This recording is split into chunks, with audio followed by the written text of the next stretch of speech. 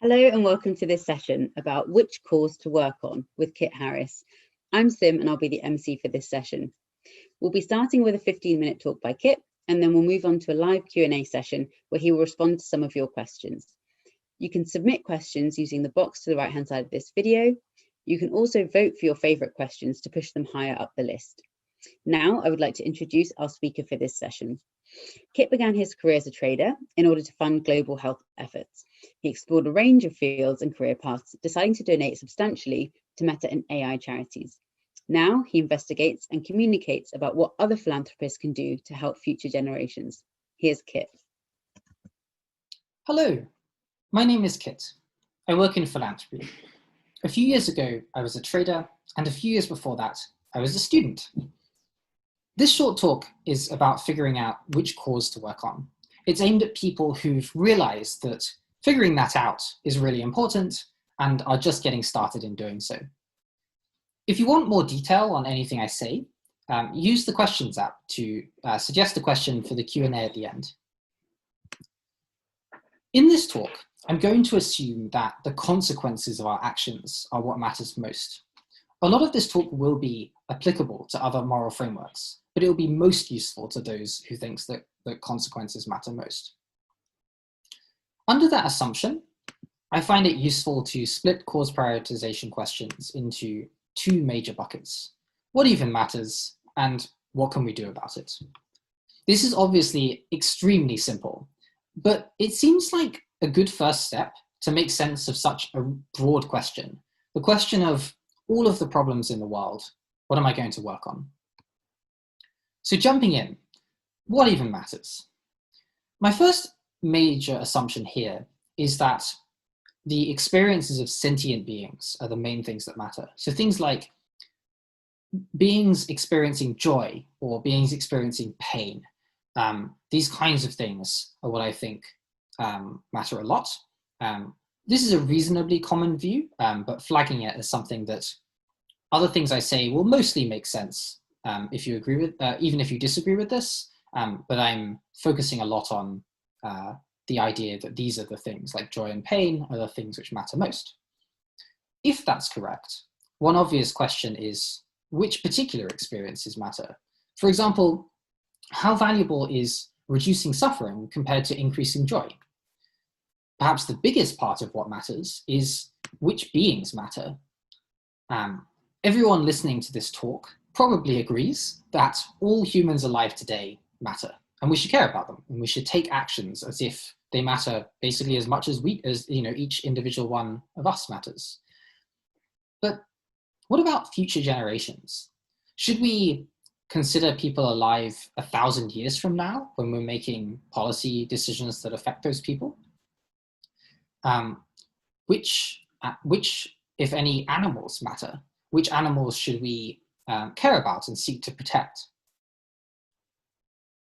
Interestingly, I don't think that these are just opinions that you pick and choose, like, I am an animal person or I am not an animal person. I've seen a lot of people make progress on these questions to change their mind about these things. For example, if you care about whether I am having a good or bad time right now, then that's probably because there's something inside my head which can have good or bad experiences. Whether a particular animal does or does not have that thing also is a question with an answer. It's not an easy question. It's not an answer that we are close to having any great confidence about, but it's the kind of thing that you might in fact be able to make progress on. The kind of thing that if you look into it, you may change your mind about which animals matter. Excitingly, after writing this talk, I discovered that Rethink Priorities will actually be discussing this exact question later today. So if you're one of the people whose decisions might be significantly affected by changing your mind about which animals matter, then I would really encourage going to this talk. You could potentially take a screenshot now, in fact, just to make a note of that. Beyond that, my view about whether we should take future generations into account was shaped by a thought experiment derived from an academic philosophy paper. And there are a bunch of examples of people changing their mind based on about these particularly seemingly intractable questions about which beings matter.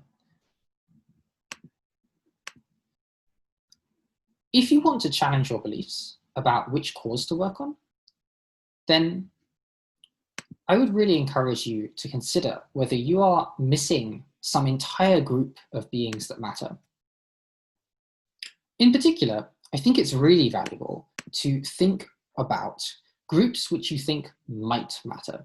So you think probably not, but it's possible. I think that this is a good thing to do because it's worked in the past. The areas that the effective altruism community is focused on today are all examples where most people treat some group as if they don't matter or sort of not their problem.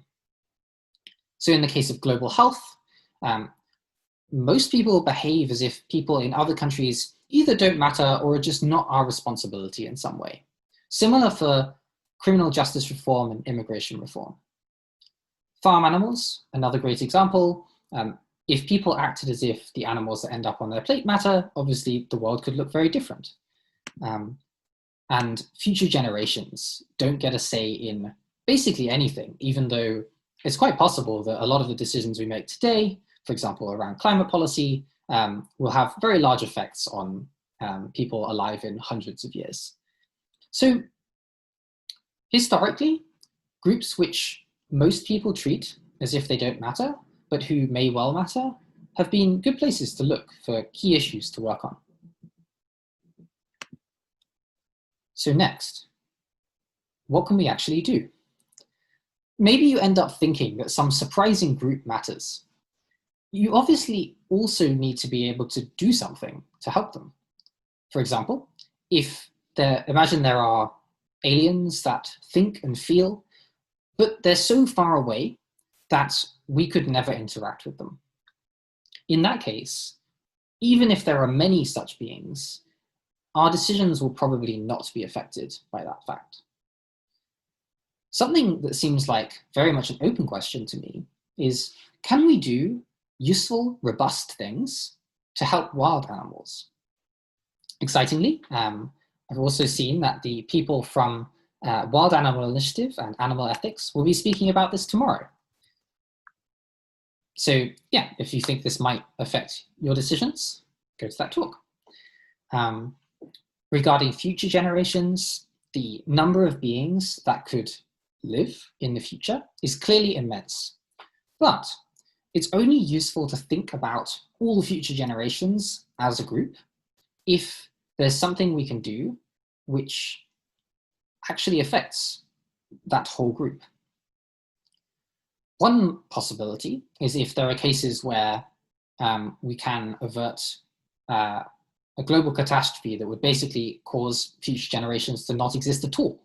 And so there are a bunch of talks at this conference on these kinds of topics, but I'm actually going to highlight a talk outside of the conference, which is on Friday, by Toby Ord.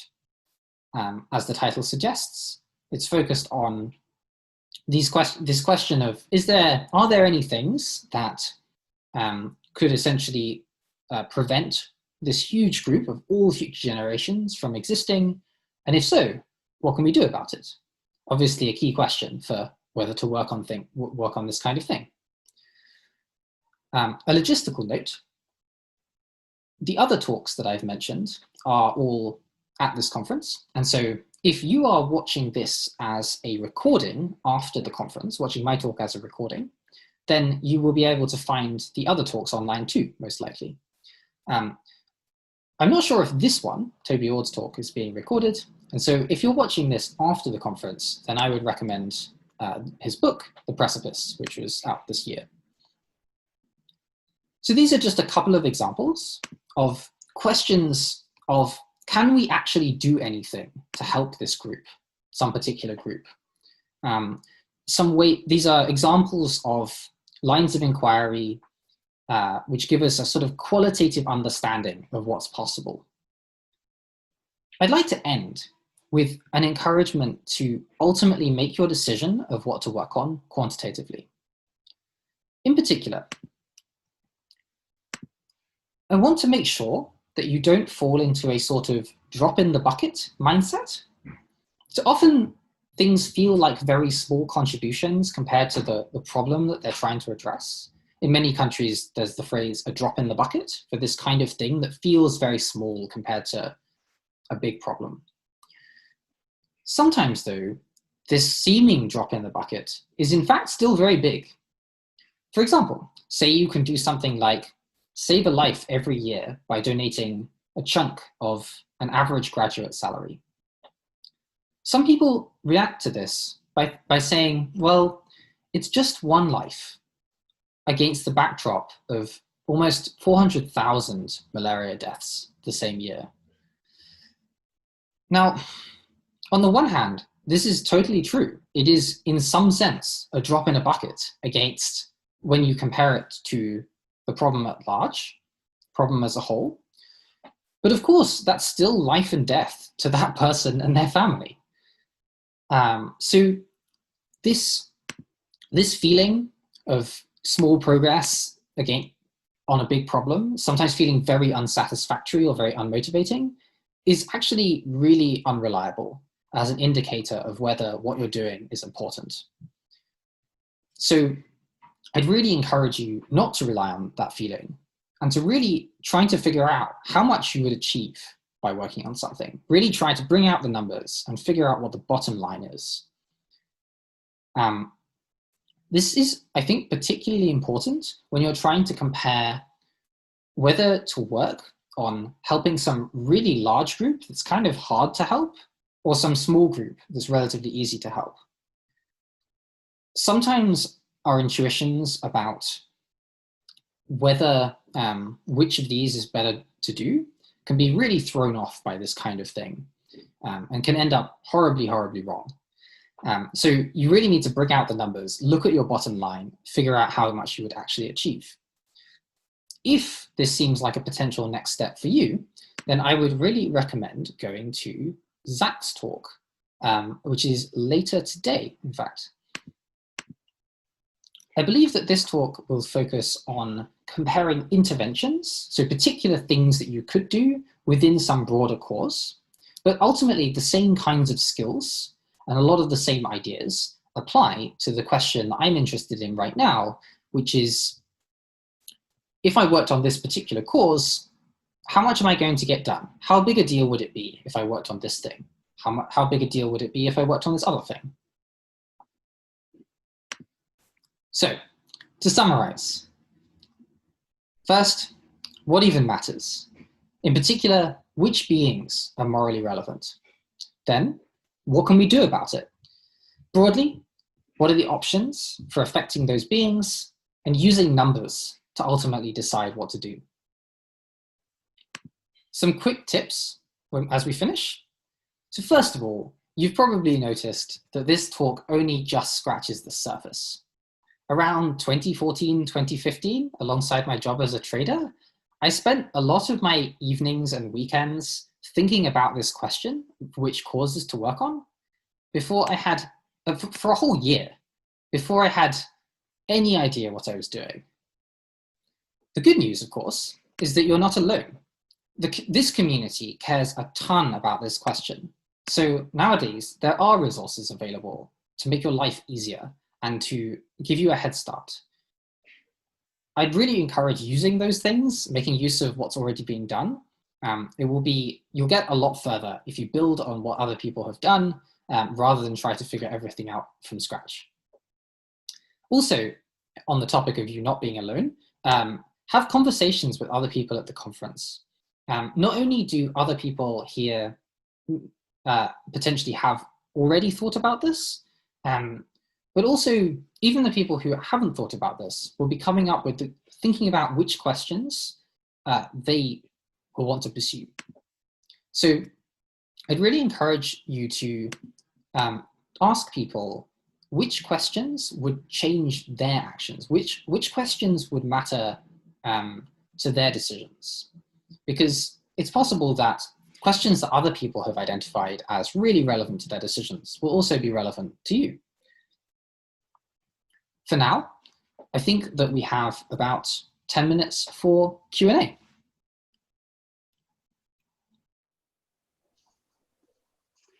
Thank you so much for that talk, Kit.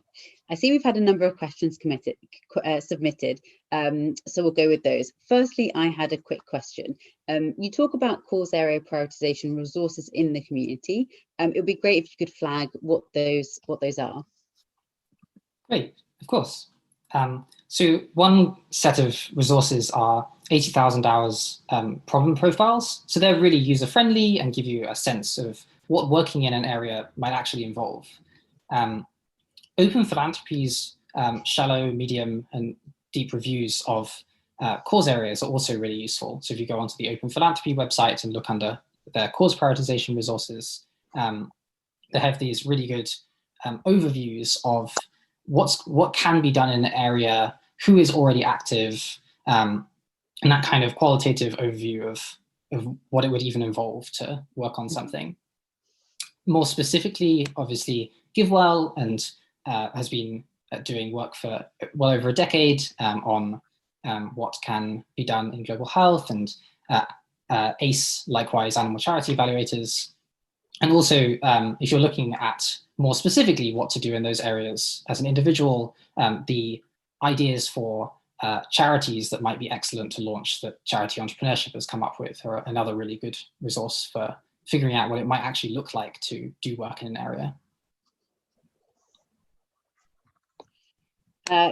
Great. So one of the audience questions, what should a person do if they have quite a few things they care about?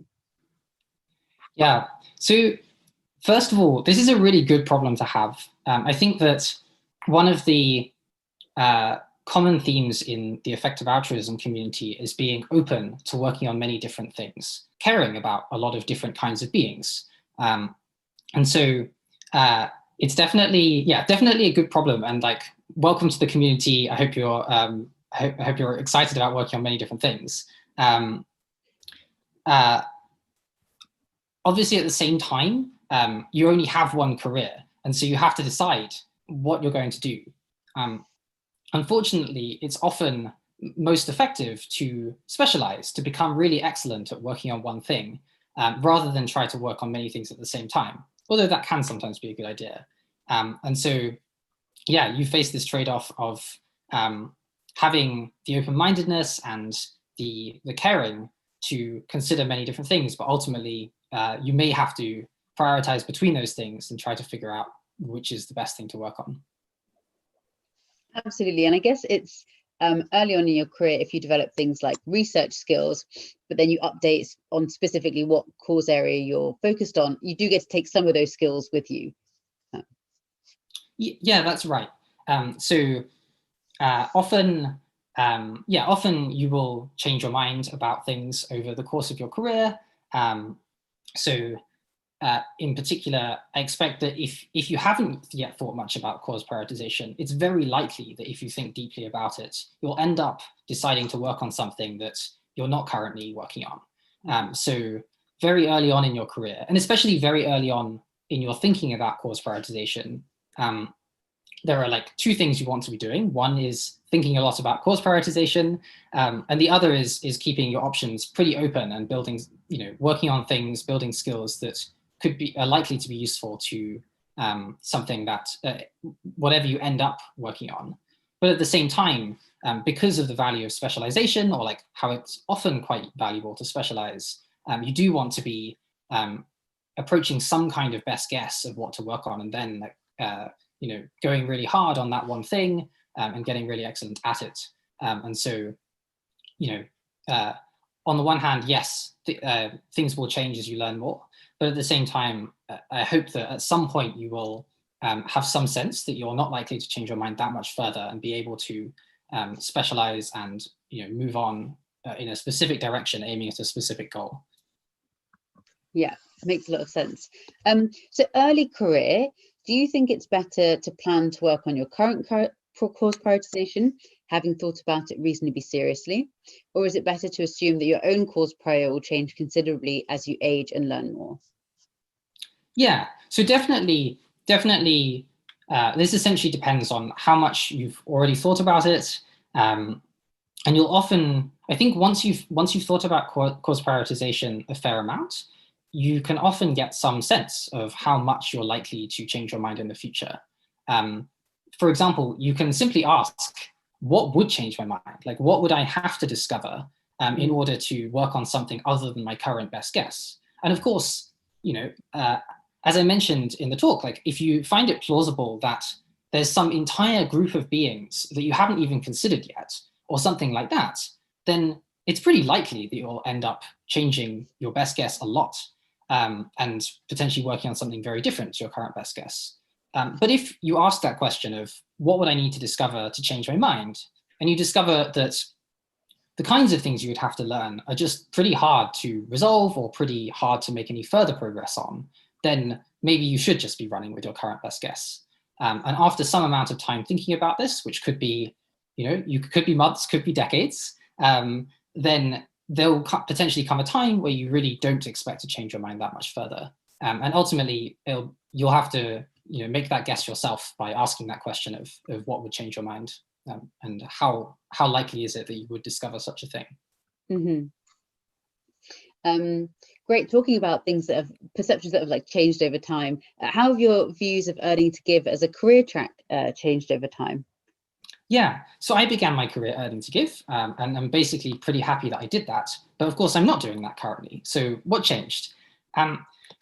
Many years ago, 80,000 hours used to list a specific set of 4 criteria, which I think went something like, perhaps you have a strong comparative advantage in a high earning job, or you're particularly concerned to keep your options open, or you're at the very beginning of your career and building broad career capital could be very useful. And you actually think you can donate very large amounts of money, or like in the sense of you're willing to give a large fraction of your wealth. And I guess for me, I began to think less that I had a strong comparative advantage in a high earning job. And as I learned more about different causes, I became less concerned with keeping my options open. So earning to give is actually very good for that. That's why it was one of these criteria. Earning to give is excellent for keeping your options open because obviously money is a fungible resource. You can use it to further many different causes.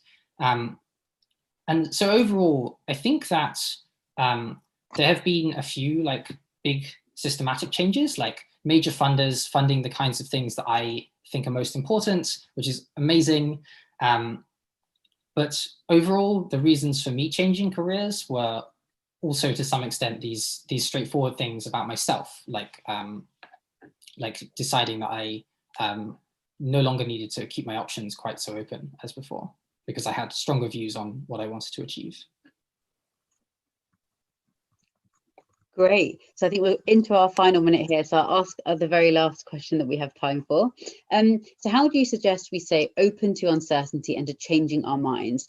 It's so easy for us to get very attached to our work or tie our identities up in what we choose, even if our values or the evidence might point in a variety of directions.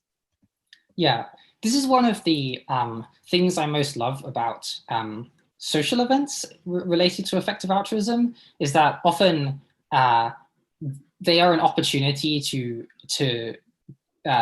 indeed recognize our uncertainty and become more open to changing our minds. In particular, simply talking to people who are working on different things to yourself, trying to understand why they do that, and trying to see if anything that they think would change your mind about what you would do is super useful. So for example, when I started a group for altruistic people in my previous industry, this was a big focus of the meetings that we held. People talking to each other, finding out what each other were working on and finding out why, and learning from that. Yeah, I have to say I've personally benefited from this, as I attended the EA London finance meetups that Kit organised, and they were brilliant. So I very much echo that. Great, that's about all we have time for. So please do reach out to Kit to discuss which course to work on. So Kit Harris, Zachary Robinson and Ben Snowden are all listed in the coaches section of the event. So that means they're happy to help you explore which courses matter to you and why. And with that, thank you so much for your time, Kit. Thank you.